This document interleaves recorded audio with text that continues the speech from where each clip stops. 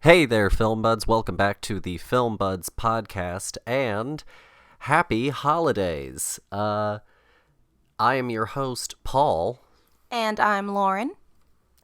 and it's our first episode of December, so we're also switching into our new theme for the month, which is the holidays. Dear, how do you feel about the holiday season? Um, I like what the holiday season I think stands for more than how we've ever executed it in my living memory. Um, it's supposed to be a time of giving and of thanks and of family, and I feel like it's gotten a little more consumeristic than I would appreciate. But I don't know, it's always made these colder months a little bit more warm. No, that's fair. Um, no, I think the holidays are theoretically a warm time, and I think that definitely that warmth and that sentiment is definitely what most holiday films try to tell. Things like It's a Wonderful Life and, Elf. Mhm. All of these films, the old Rankin Bass claymation things, they sell a certain type of sentiment. Yeah. And so it seemed like an obvious pick, to do a holiday month, but I didn't want to subject us to a bunch of saccharine sweet, poorly constructed, and poorly executed holiday films. And I also didn't want to go and talk about some of the things that everyone talks about, like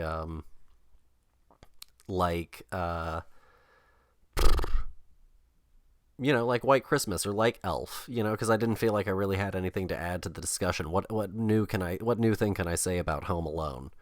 Um,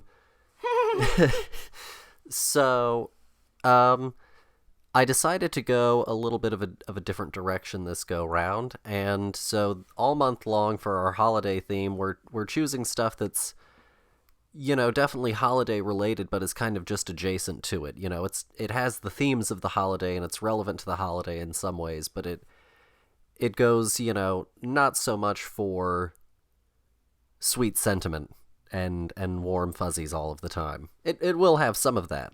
Um, but yeah, we're trying to go in an alternate direction. So our first episode for this month, also because we're currently in the middle of Hanukkah. It started on uh, Sunday. it started on Sunday and it's going to end on Monday. Mhm. And so we're right in the middle of Hanukkah, and so we decided that for our first episode of the month, we would do a Hanukkah episode. Um, and that was, I think, a better thought and sentiment than content really currently provides for execution of that thought. Um, Which is so shocking and surprising how little Hanukkah related content exists, considering how much Christmas has like vomited over yeah. the spectrum of holiday movies. Yeah, so the one thing that I knew I wanted to do was a Hanukkah film that I had known was in existence when I was a child, but didn't see at all, which was Eight Crazy Nights, Adam Sandler's Eight Crazy Nights. And so I was like, you know what? Let's go and take Adam Sandler, who I think is a hit or miss performer and writer for me. His comedy sensibilities work 50% of the time for me, I feel like. Kind of like Jim Carrey. Mm-hmm. Um, and so I decided let's go and take this weird animated movie that he did. Before Hotel Transylvania, the only animated thing that Adam Sandler had done was Eight Crazy Nights. And so I thought that it would be interesting to go and do this animated movie that I knew about as a kid that is really like the only big Hanukkah movie that I knew. And so that's why it got picked. And then I was like, well, maybe I can find something else. And as I'll tell you later, it was an interesting journey.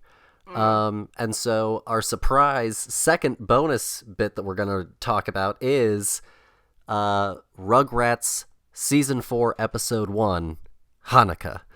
Um, and I'm pretty pumped for it. I think that it's going to be a fun episode overall.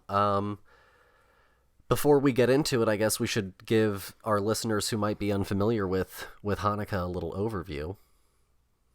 Yeah, I mean, context is always nice. Yeah. So for those who don't know, Hanukkah, its date shifts somewhere in between, late November and the end of December. And so somewhere in that month, it usually falls. It's all based on the lunar calendar, if I'm not mistaken. Are you asking me? Yeah. I believe so. Okay. But yeah, I believe that it falls in accordance with the lunar calendar. And it lasts for 8 days. And the sort of history that creates the circumstance, right? Hanukkah is a celebration of a past event, remembrance of a past event, celebration and remembrance, from about 2,200 some odd years ago. And what happened is a Greek ruler, Antioch IV, I believe was his name, decided to try and force polytheism and deity worship onto Jewish people in Jerusalem and surrounding areas of modern-day Israel. And this also included in Jerusalem the destruction of the main temple to kind of, really stamp out the thing, And eventually it ended up coming and finding its way to this one community, and the messenger ended up getting stabbed. They say don't kill the messenger. They disagreed with that sentiment. And they ended up leading this rebellion, and it was this group of people who were known as the Maccabees. And it was this group that started out as just sort of farmers and people living their lives and ended up using guerrilla warfare tactics to attack the Greek invaders. And eventually they went to battle with them in Jerusalem and drove them out of the city. And when they got to the temple, the menorah only had enough oil for one day, and they decided to light the thing anyway, and it lasted, the flame lasted for 8 days. And so now on Hanukkah, there is this ceremonial process of using a Hanukkah, which is like the little small at-home menorah for Hanukkah. And they have 8 candles and a 9th candle that they use as the ceremonial lighting candle for all of the others. And they are placed in right to left in accordance with how they write and read in Hebrew. And then there are also blessings that are said with the lighting of each candle, and they light them in accordance to the newest day. So they write them from right to left, but then they end up lighting them from left to right. Which sounds complicated, but if you play it out with your hands real quickly, you'll understand what I mean. So sit down and just play it out with your hands real quick. So there's the central candle, then they go out to the farthest most candle on the right, and they put that one in first, and then they take the central candle, which they lit in the middle, and they go over to that candle, and then they light it. And then the next day, when they put in the second candle, they'll put it in, but then they'll light the second candle before they light the one that they lit the day before. I feel like that was a clearer explanation. And so there's also gift giving every day, and that's sort of an overview. They also because it's this celebration due to the oil, they also will typically fry latkes or donuts because they are in oil as a way to, honor and celebrate the oil that stayed alight as well. Which is very common in Jewish holidays. Mm-hmm. It's a lot of symbolism. Yeah. An interesting thing that I learned today was apparently there are different types of dreidels, and each letter on a dreidel essentially creates the sentence, if you're in Jerusalem, a miracle happened here. But if you buy a dreidel anywhere that isn't Jerusalem, it's changed one symbol to say a miracle happened there. Or if I'm not mistaken, that's the sentiment. I do believe so. Okay. So yeah, that's kind of an overview. How'd I do? I think you did really well. Thank you.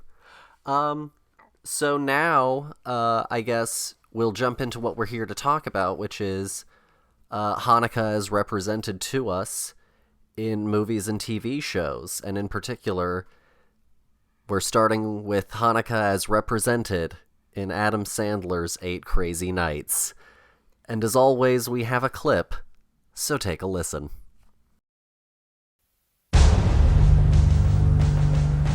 This season, Columbia Pictures brings you Adam Sandler like you've never seen him before.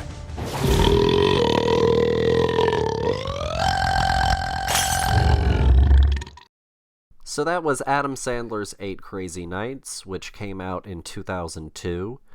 It's an hour 16 minutes. That's right, folks. It's 76 minutes long. And the premise is Davy Stone, an alcoholic with a criminal record, is sentenced to community service under the supervision of an elderly referee. Davy is then faced with trying to reform and abandon his bad habits. It's directed by Seth Kearsley, and it is written by Brooks Arthur, Alan Covert, and Brad Isaacs.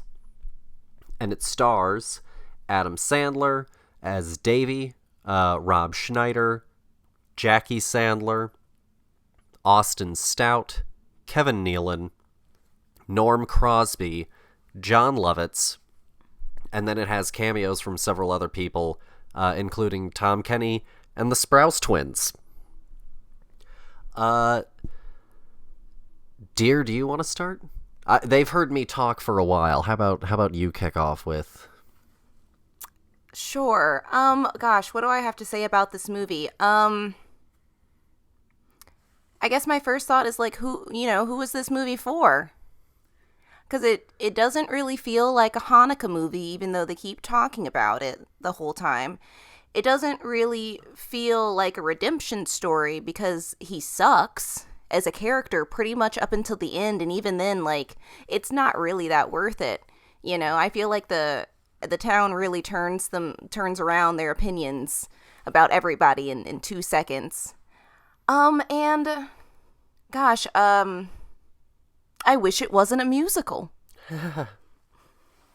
No, that's fair. So this movie, the plot synopsis does a pretty good job of getting it. Essentially what happens is this Adam Sandler character, shorts the bill on, he dines and dashes one night, and he almost goes to jail for 10 years when this other character, also voiced by Adam Sandler, Whitey, decides that he's going to perform a miracle for the holiday season, and help him get on the straight and narrow by making him his protege in youth refereeing. Mm-hmm. And you along the way you learn that his parents died when he was a kid on Hanukkah, or during Hanukkah, and it was also the night of this miraculous basketball game that he had, and like he's a very good basketball player, and that this woman in the town that he finds attractive is a woman that he used to know when he was a kid. But that he, left her isolated after his parents died. And he's kind of Arrested Development, stunted person.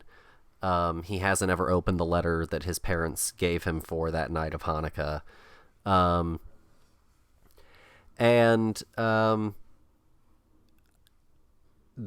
it's that all I think sells what sounds like a promising film.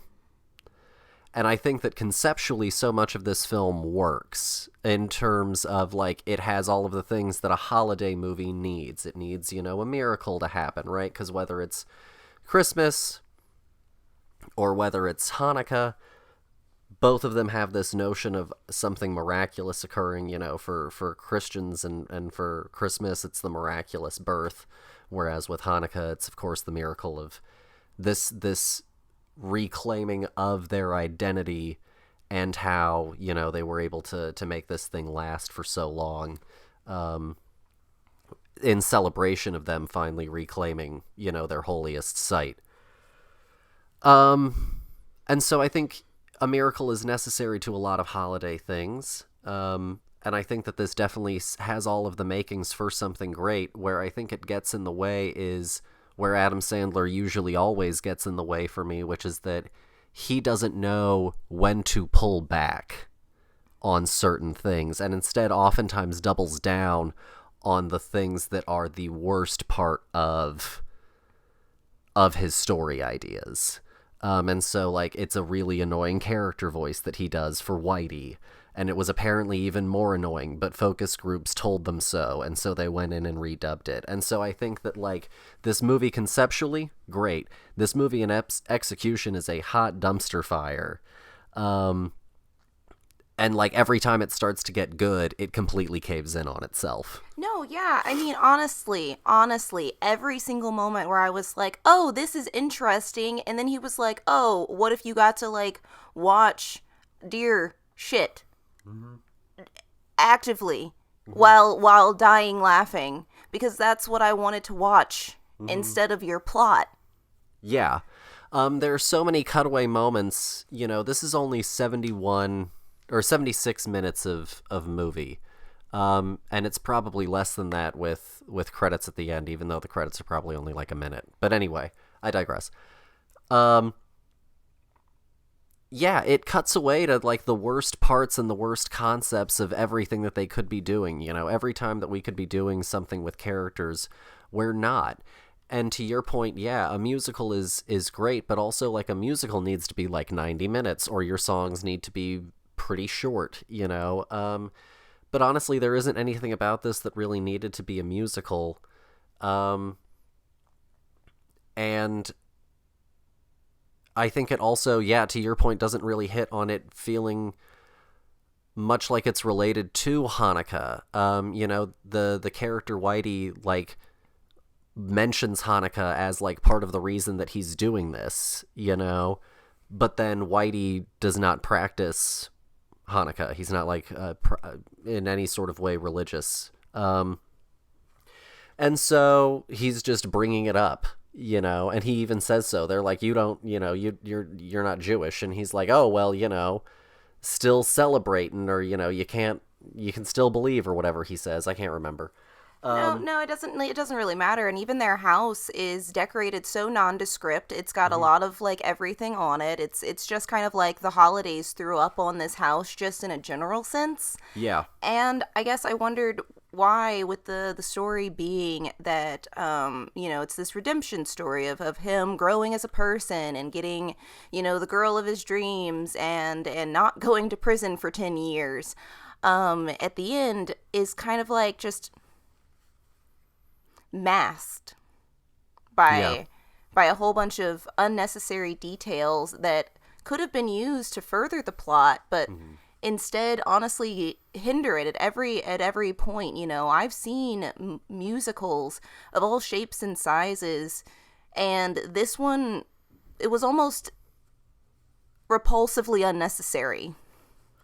And also, they're not some of Sandler's best work in terms of music either. No. They're really just kind of like, we wrote this song and we didn't edit it, and we put it in this, and then we put it in this musical, And that's it. In reality, it was like wasting a lot of time that could have been used for character development and for furthering, this connection to Hanukkah and to the holidays and what the holidays mean. Instead, it was just like, let's watch, Adam Sandler do his worst middle school jokes with a budget and a interesting cast. Yeah, because let me say this. One good thing about the film is that, like, it's, I think, really well animated. I think it's actually pretty well done. In a lot of scenes, the visuals of it work incredibly well. And I think that on a purely visual level, he absolutely conveys everything that he wants to. Whitey covered in shit is just as gross as the sentence sounds. And, you talk about the deer shitting while they laugh themselves insanely. Like, that's exactly, sort of what happens. It's exactly as described. So on a visual level, I think that it's more successful in terms than the narrative itself at achieving something. And it's an interesting looking movie, and it's very well animated overall. The big issue with the story, on top of it just being sometimes gross for just potty humor's sake. Mm-hmm. It's also a redemption story, and I think a redemption story, you have to sell me on him becoming good.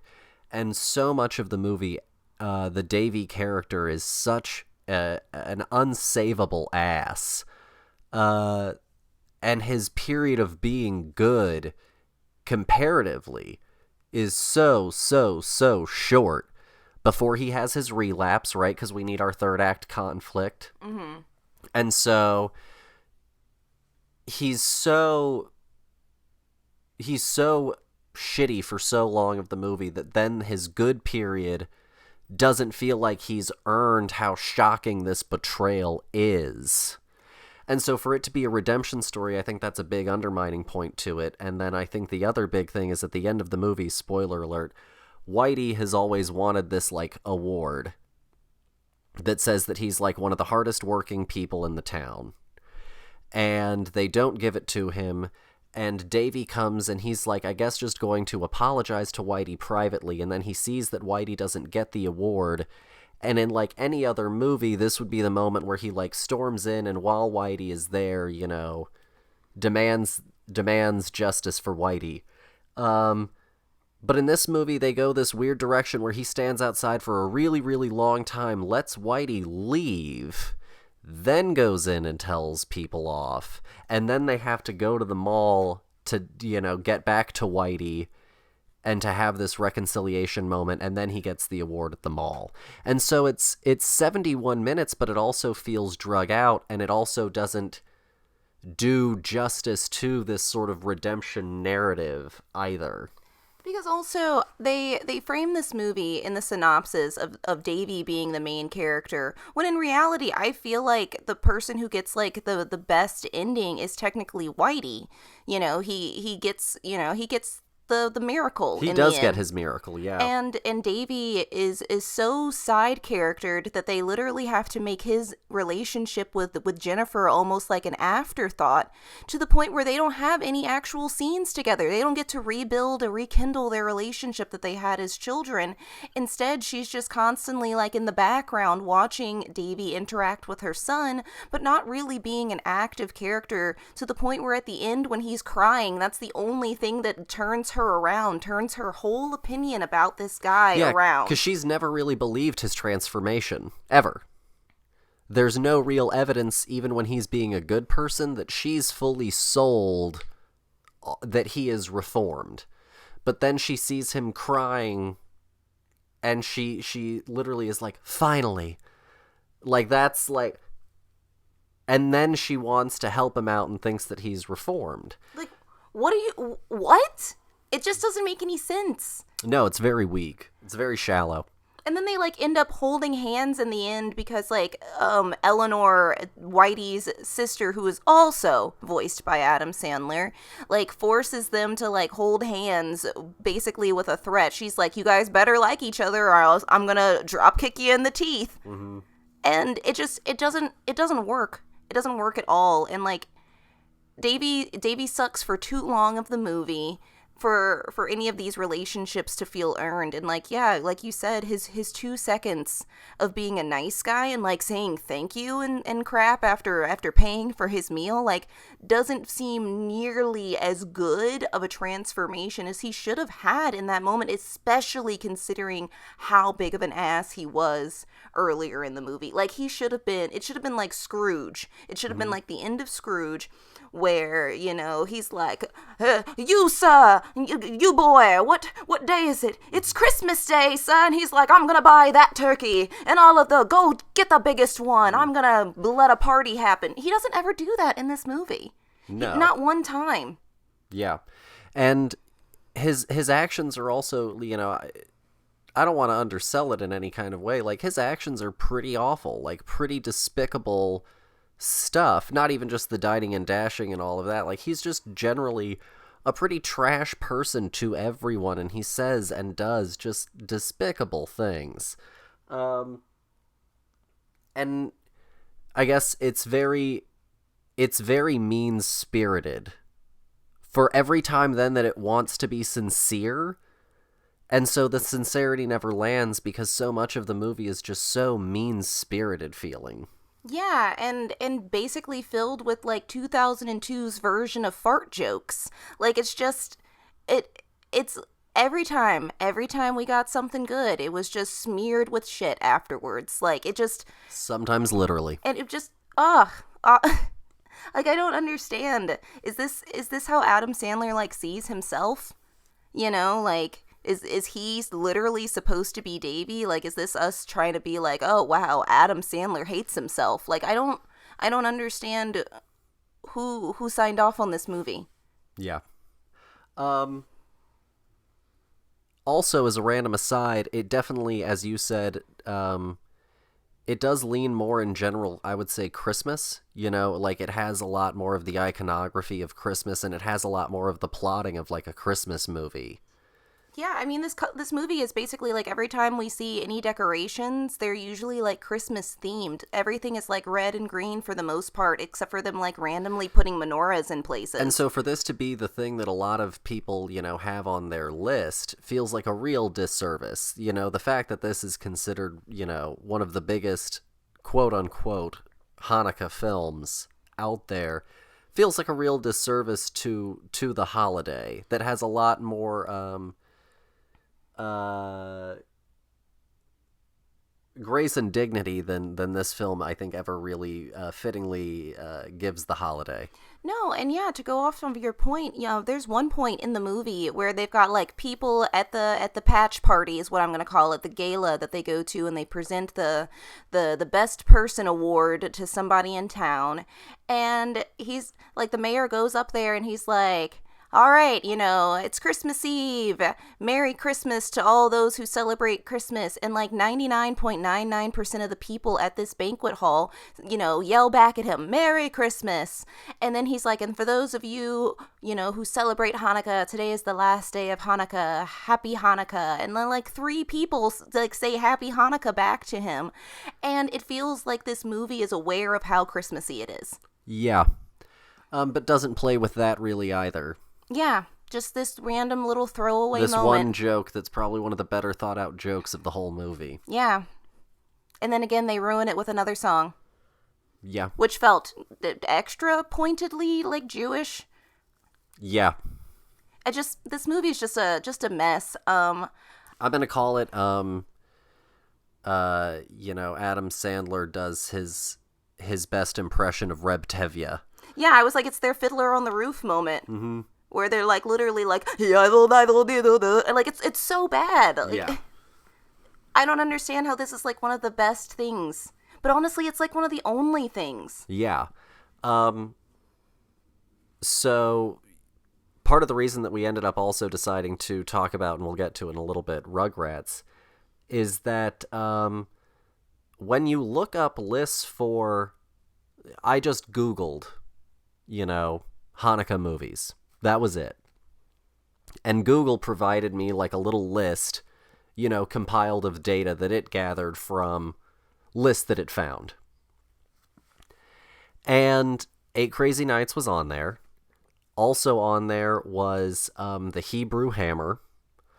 Also on those lists were typically Yentl, Fiddler on the Roof, The Little Fockers, sometimes Meet the Fockers. One list had American Pickle. You also saw, oh God, hold on one second. There was like American Tail too. Yeah, American Tail was on there. So at a certain point,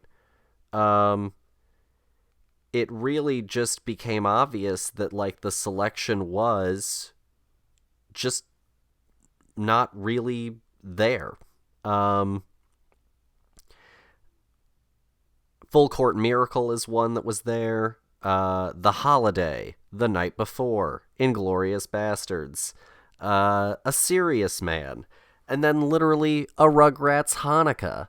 So, like, this is the kind of stuff that happens when you search, just generically, Hanukkah movie. And, like, the BuzzFeed put out a list that also included, like, 4 stand-up comedy specials, and, like, an episode of Seinfeld and an episode of Friends. And so, you Google Christmas movie, you're going to have an endless deluge of Christmas movies. We've got so many Christmas movies that we've got a subgenre that's like Christmas royalty romance movies. And I'm over here with Eight Crazy Nights, Fiddler on the Roof, An American Tail, and Rugrats Hanukkah. And so, like, I was really sort of surprised and pretty disappointed. I mean, some of these lists had the audacity of just throwing, if a character was openly Jewish, then, like, it just got slapped into It's a Hanukkah movie. Yeah. Like, the producers was on the list. And I'm really confused by whose logic that is. Because it's clearly, like, obviously making fun of World War II, but, like, he's like a Nazi! It's just, it doesn't make any sense. It boggles.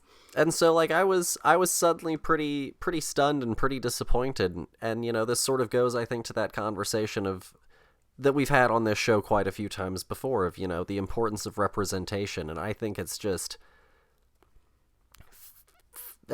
absolutely fucking mind-blowing. I really can't believe how few there are. There was stats that were shown on the Colbert show, Late Show, a few nights ago. There's like almost 150 Christmas movies coming out this year, and they put it as this one article that he cited as virtually zero Hanukkah movies. That's how few of them are essentially coming out in comparison to like almost 150. That statistically it's virtually zero. And it's really confusing because Judaism is one of our top tier religions. Like a third of the people on earth celebrate Judaism. Why are there so few movies about this winter holiday? Yeah. So,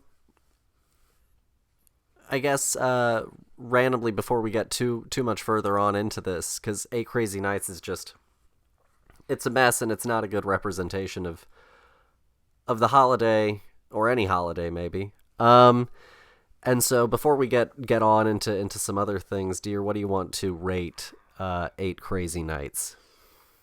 I'm gonna give this movie a 1 because of its artistry of animation. But other than that, this is literally my least favorite Adam Sandler movie that has ever existed. Yeah, that's fair. I'm gonna give it a half. Good, fine. Half is definitely for the artistry. However, I also did spot that dupe of Hogarth Hughes from Iron Giant. They 100% copied that kid's face for a shot in this movie. But other than that, I give it a half for the animation.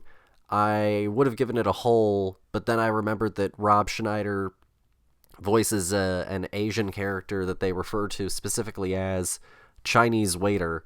And then they also like give him a name later, but his official cast name is Chinese waiter. And so I think I'm going to have to give it a half for it just being appalling on so many levels. I don't think that I can, in good conscience, give it a whole. Oh no. Fine. I'll second that. I recant my 1 and mark it off by a half. So therefore, now it is also just a half. So yeah, I think that it's going off of this, I think that, I've been to a Hanukkah celebration before, and I think that holidays are a lovely time, and I think that people try to hone in on this one type of holiday movie that's formatted around this idea of a Christian Christmas holiday and a Christmas Christian miracle. And I think that it's a little stale, and I think that we've really done a disservice by not fully incorporating Judaism into our cinematic canon. Considering there are so many people who celebrate it, and like, I grew up celebrating Christmas, but like, I would never consider myself like a Christian. So like, I don't why can't we be culturally diverse? Why can't we learn more about each other without having to literally ask the person who celebrates it, so how you celebrate this? Yeah. So moving on, we did decide that we would. I couldn't leave it at 8 Crazy Nights. I had to do something. And so I did think that it would be fun to go in, and we're just going to do a little mini review of Rugrats Season 4, Episode 1, Hanukkah. It debuted in 1996. It was directed by Rami Muzquiz? I really can't tell I you. apologize for that last name, folks. I know that I did not get it right. And it is written by Arlene Klasky, Gabor Supo, and Paul Germain. Cool. If I got that middle name wrong, I apologize for that one as well. And the premise is, during Hanukkah, the babies try to help Boris deal with a childhood rival he is appearing with in a synagogue pageant. Angelica tries to watch a Christmas special. It was so much fun. It's such a good episode. I had a lot of... first off, I hadn't seen a Rugrats episode in, like, forever. Yeah, same. So going back and rewatching it, I just bought the episode because I didn't want to get a Paramount Plus subscription. And so I, like, bought the episode for $2, and it was super fun. And it was just as charming, as any sort of holiday thing should be, with, I think, being overly sentimental. No, I thought that they did a really creative job of incorporating Hanukkah into the story, and allowing us to kind of learn and discover this holiday through the eyes of the babies. And I think that they do a really great job because, like, I loved Stu trying to help out with the pageant, even though he's not Jewish, and like, trying to help with, trying to be supportive to Dee Dee and her family's traditions, and like, just good all around, like, wholesome family fun. It was so refreshing. Yeah, I really enjoyed this episode. I thought it was very sweet and very cute without being, like, too, I guess, for babies? No, yeah, because there are a lot of jokes in here that definitely are more for adults, Chucky holds up a book and he's like, look, a whole book about Plato. And it's, the philosopher Plato. But of course, he's coming to it from the perspective of it being, the fun play Putty. And there's a joke where Lil and Phil like interact with each other in this time, and she refers to him as Philistine.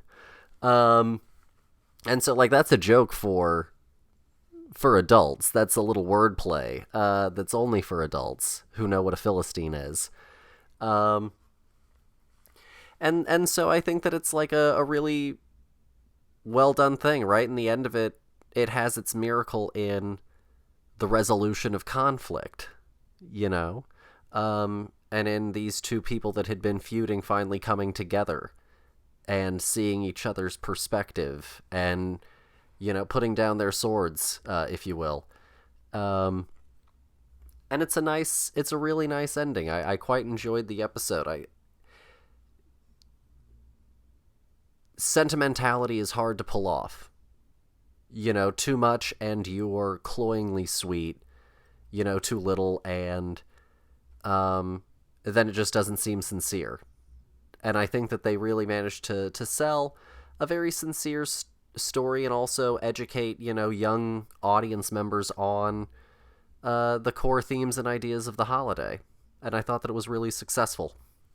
No, yeah. I mean, honestly, we watched this after watching 8 Crazy Nights, and I knew more about Hanukkah after watching the Rugrats one, you know, in their loose interpretation of what the story was and like our modern traditions of how we honor that time and celebrate it, than I did from watching 8 Crazy Nights by like 150,000%.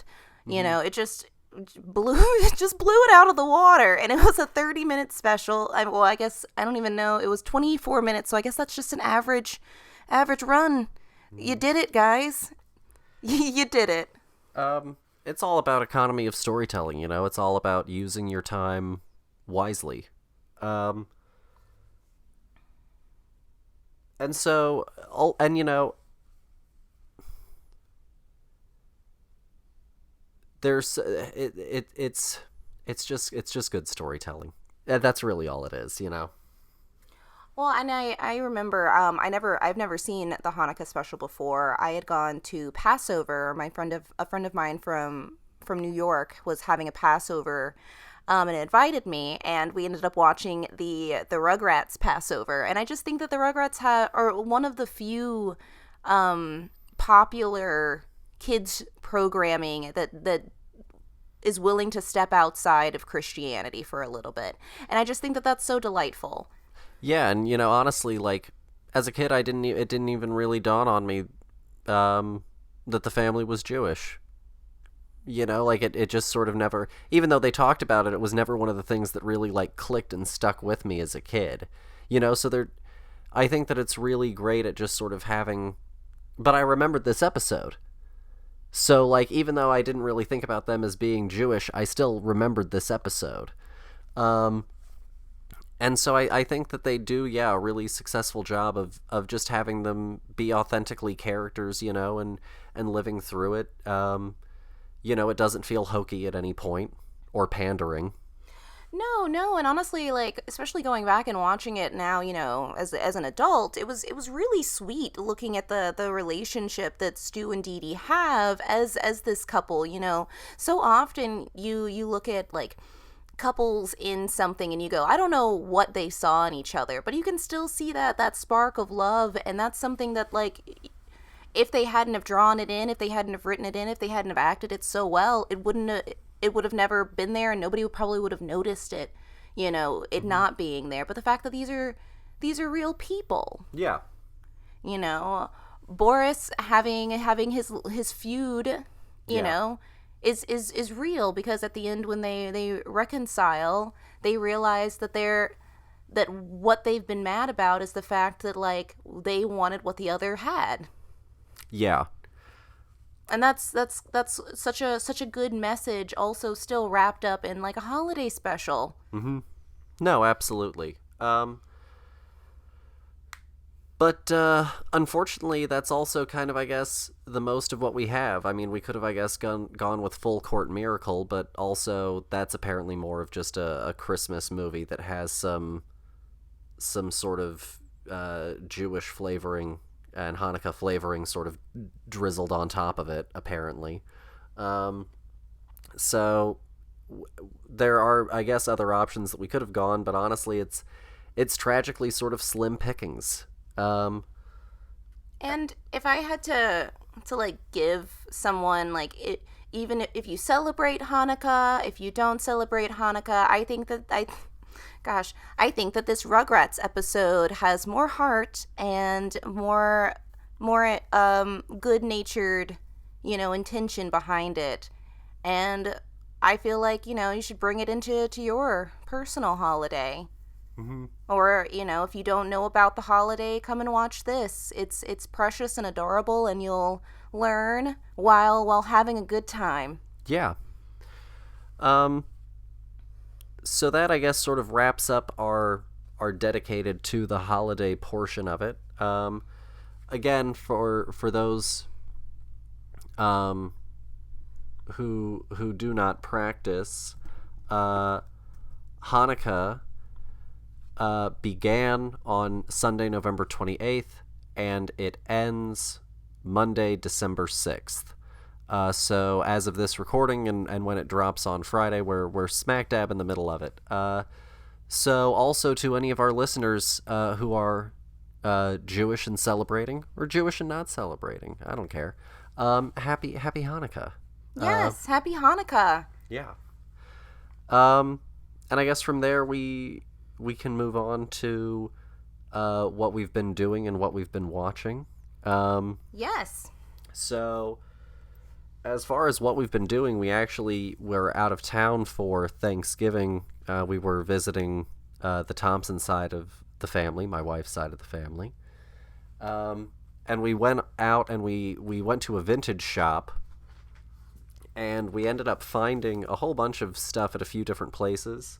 Lauren got some old musical records, including a, in pretty good shape, record of the original Oklahoma cast recording.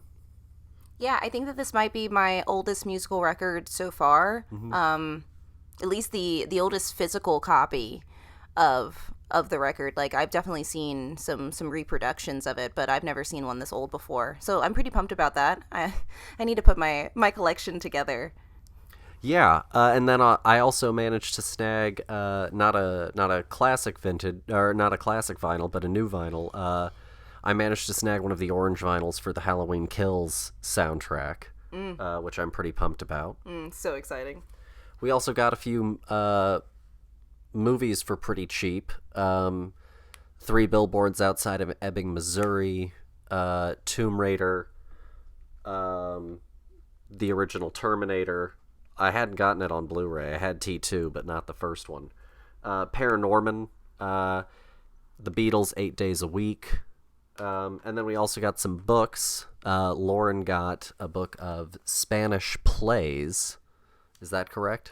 Yes, new plays from Spain. It came out in like 2013, I believe, is what the copyright date on the book was. But I'm super pumped to read it. I don't personally know any Spanish, but I've also never read a play in Spanish, so I'm pretty excited to really break these down and I guess get down and nerdy. And then I ended up getting 2 books. I posted about one of them on the Film Buds podcast Twitter. I got 2 Stephen King books, a first edition of Dr. Sleep, and then I got a hardback of Tommyknockers. And I wasn't sure at the time that I posted the picture of it whether or not it was first edition. And so since then, I've done a little bit of research, and it turns out that I did, in fact, manage to snag a first edition, which I'm pretty pumped about. And then in other things that recently got here, it finally arrived while we were gone, and so when I got back home, it was waiting for me. Our friend Clark Collis's book, You've Got Red on You, and I gotta tell you folks, I read it digitally, and I saw all of this stuff digitally, and I've been seeing people in the UK getting their copies, and it's just as good as it looks. It's a absolutely gorgeous book. It's got a red foil lining on the pages. It's got a nice nice hard back to it. It's absolutely stunning to look at. It's really just a hell of a thing. And I think that Clark and everyone should be super, super proud of it and how it turned out, because this thing is just awesome. And I can't wait to get into reading more of it. No, yeah, and honestly, like, worth whatever money you gotta spend for it, because this thing it's a thick book. Yeah. And so 1984 publisher is who it is. Or you could go and find Clark Collis, or you could find, any of the episodes that we've mentioned Clark in. There's links usually to, I think actually there's a page that I have that I can link to that'll have like a buy page that you could go to. And then in terms of what we've been watching, we watched the Muppets movie from 2011 recently. Talk about a way better musical. Yeah, far more effective. Oh yeah, great. We watched Harry Potter and the Half-Blood Prince and Harry Potter and the Deathly Hallows Part 1, which Half-Blood Prince is absolute dreck. It's awful. It's the worst Harry Potter film, and I say that wholeheartedly. I say that knowing that Harry Potter and the Order of the Phoenix ends with one of the corniest lines Harry has ever spoken. Harry Potter and the Half-Blood Prince is an awful, awful movie, and it's an equally as bad adaptation. And that's all I have to say about that. How do you feel about it? Honestly, it's a forgettable movie. It's the color of brown. Like, I'm really trying to wrap my head around it right now, and I'm like, gosh, I just watched that movie like a few days ago, and it's gone. It's gone again. My brain refuses to hold on to it. And Deathly Hallows Part 1 is good in the sense that it is being more accurate to the book. It is bad in the sense that it is having to go back and explain certain things for the first time, and also introducing some things just haphazardly that were parts of the books that they edited out of the movies for time that now are important and they don't have time for. And so on that level, the fact that it's such an in-depth adaptation after some more shallow adaptations ends up really hindering that film. It's still very good, but I think that because of the shortcomings of others, it causes new problems for this movie. No, I think that's fair. It's trying to juggle it all. Yeah. We also watched True Lies, the James Cameron film recently. I was gonna get to it. Oh, okay, sorry. And then we also watched Shang-Chi recently, both of which are very good. But the big one that we watched recently that for me was the surprise winner of like the last week of stuff that we watched. My mother-in-law, Karen, had her birthday on Monday, and so we decided that we would spend it with her, and we decided to watch a movie based on the work of someone that she shared a birthday with. And so we ended up landing on Joel Cohen, and we decided to do Intolerable Cruelty. It was on Amazon. That was the one that Karen picked, and so that's what we ended up doing. And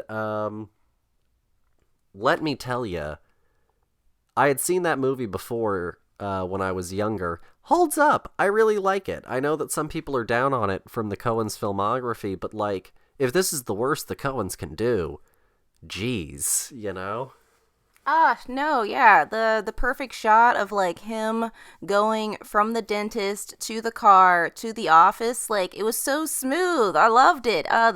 This movie did that so many times for me. Yeah, and it brings his vanity all the way forward with this very simple act of his obsessing over his teeth, and his smile, because that's his weapon of choice, you know? That's how he disarms so many people, is that smile. No, this movie is entirely like what I feel like I scream from the rafters, you know, show me, don't tell me. This movie constantly was just like showing me who these people were with how they were dressed, with how they talked, with, you know, how people treated them. And this movie is so campy. I absolutely loved it, honestly. I was really pumped after reading the synopsis that my mother was still down. Mm-hmm.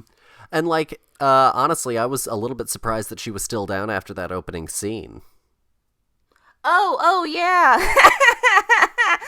he's, like, shooting at her at the car. And yeah, she gets, like, stabbed in the butt. Yeah, and he's shouting, bitch, you know, like, left, right, and center. I was like, wow, she's really sticking through this movie, through this first scene. Okay, like, because I didn't remember anything like that from the rest of the movie. And for the most part, like, with the exception of one other little kerfuffle and bit of gunplay, the movie has no other scene that's really quite like that one, you know?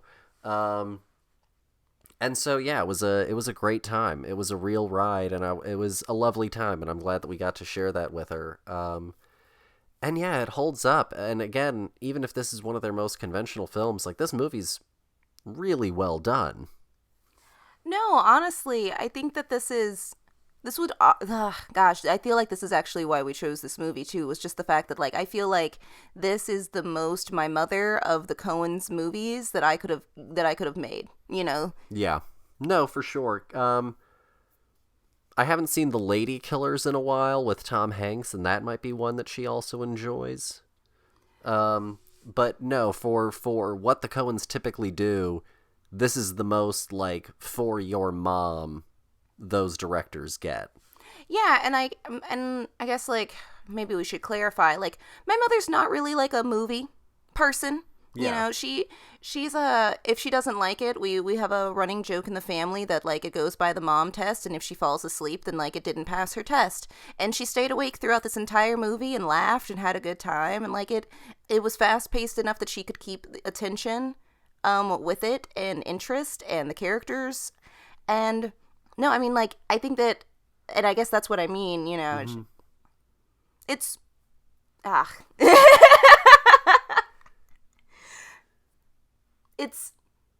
it's a family-friendly affair. Yeah, honestly, like, does it have language? Sure, but, like, for the most part, like, it's a love story, you know, it's a rom-com. It's a rom-com that is also a little bit of a noir story at the same time, and it's a really interesting little genre mashup, which they do so well. Yeah, and honestly, everybody knows exactly what kind of part they're playing. I think that Catherine Zeta-Jones does a great job. I think that his partner, whose name I don't know, does a great job. I think that he is super funny. I wish that I knew his name and more that he's done. Yeah, and Clooney lands it. Yeah, Clooney. Well, yes, Clooney is doing a great job. This was my first George Clooney movie. Other than, like, Batman and Robin. Yeah. Yeah. Well, like, I guess, you know, yeah, not Clooney doing something that I'm aware of, like Batman. Mm-hmm. But, you know, just, I guess, the Clooney movie. Just a movie, yeah, just a Clooney film, yeah. But, like, no, really enjoyed this movie. Definitely, you know, a rewatchable fun fest. Everything it keeps, like, trying to one-up itself the entire time, but, like, successfully. It's just so good. It keeps you going on the mystery ride the whole time. No, absolutely. And the only other thing that we've been watching beyond that has been Get Back, but we're not done with that yet, so I won't comment fully. But so far, I'm loving the ride on that one. Oh yeah, just a bunch of goofballs. Yeah, just a couple of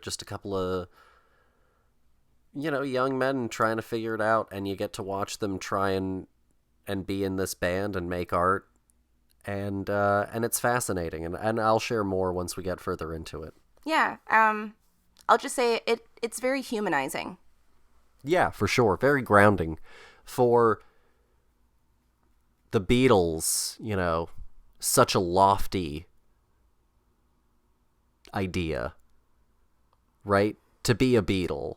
Oh, you know, yeah, you know, they're rock stars. And, like, we're getting to see them without all the rock and all the star, and they're just dudes. Yeah. And obviously, you know, celebrities are people, but it can still sometimes be so hard to separate, especially since two of the Beatles have passed, it can be so hard to separate the myth from the man, especially since, I'm not weighing who the man was then to who the man is now and trying to, like, extrapolate, how it happened. I only have whatever the past has and whatever people say in the present about two men that are no longer with us. And so getting to sort of see them in their own world, talking about themselves and about what they're thinking, it really humanizes, I think, especially John and George, who I think, because of their untimely passing, have a lot of mythos built up around them.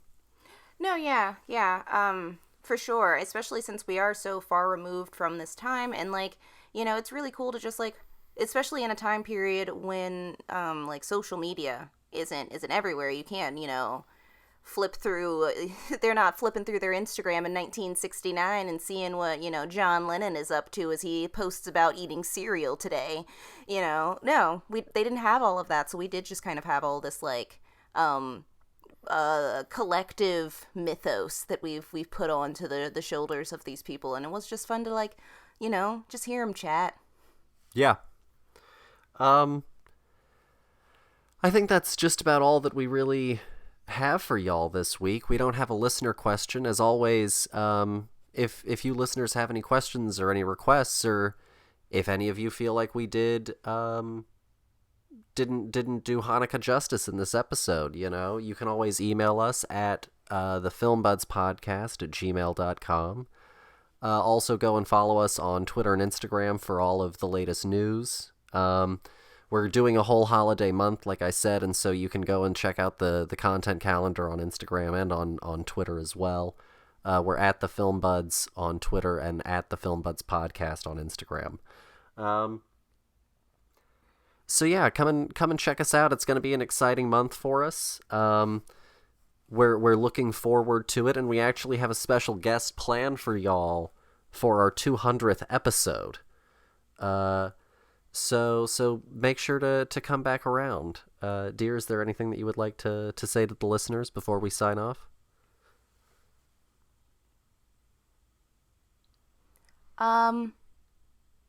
Happy holidays. Stay safe. And, this is a time of remembrance and of family and of those people that you consider your family. Reach out to somebody that you haven't in a while. Yeah. And no, I think that's a lovely sentiment. Because they're probably looking to hear from you. And maybe if they aren't, maybe y'all can figure out why that's the case. It's a time to be good to each other. Yeah, and not just with gifts. Sometimes you being there is the gift. Yeah. And obviously we should be good to each other all times. But the holidays are stressful for a lot of people, and winter is a hard time for a lot of people. And so let's be good to each other, especially as there's so many things that are stacked against people right now. Happy holidays, as Lauren said. Happy Hanukkah once more. And be sure to also tune in next week, where we decide to look at cinematic takes on Christmas movies from around the world. Should be exciting. Yeah. Thank you guys, as always, for listening, and we'll see you next week. Bye.